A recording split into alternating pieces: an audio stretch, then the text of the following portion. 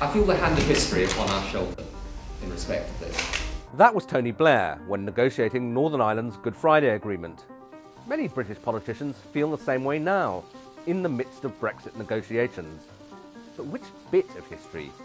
As they struggle to define the epoch-making nature of Brexit, people have come up with an array of historical analogies drawn from Britain's past. It's all beginning to feel a bit like a game of Brexit bingo, in which participants shout out episodes from history that supposedly parallel today's events. In chronological order: 1956, the Suez crisis. Those who think Brexit's going to end up in national humiliation like to compare it to the Suez crisis of 1956. Back then, Britain staged a military intervention in Egypt only to be forced to back down by the US. It was a humbling lesson about diminished power, and Joe Johnson, who recently resigned from the May government, called Brexit a failure of British statecraft unseen since the Suez crisis. 1940, the finest hour. Those who demand that Britain should reject the Brexit deal, shouldn't fear isolation in Europe, often seek inspiration by looking back to 1940, the year of the Dunkirk evacuation, the Blitz, and Churchill's finest hour speech. One recent column in the Daily Telegraph urged, "For Brexit to work, we need Dunkirk spirit." However, most British people seem unconvinced by the implied analogy between the EU and Nazi Germany. 1846, the repeal of the Corn Laws.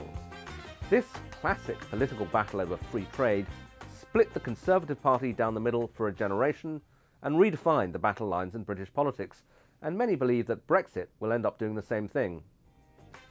1642 to 1651, the Civil War.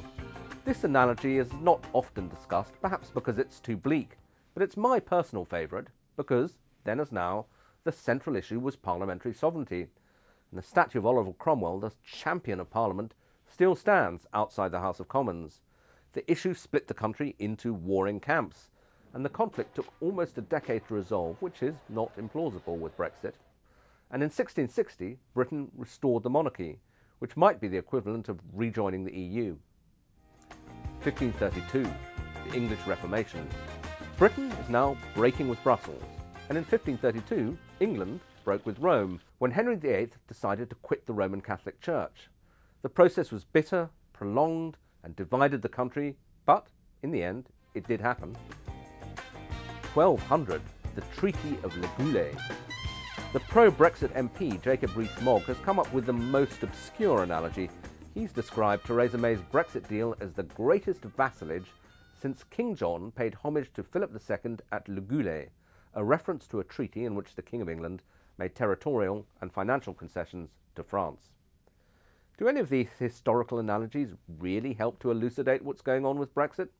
Perhaps not, but they certainly identify some recurrent patterns in history, in particular Britain's semi-detached relationship with the rest of the European continent and the central role of parliamentary sovereignty in English political history.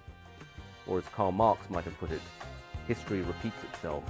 The first time as tragedy, the second time as bingo.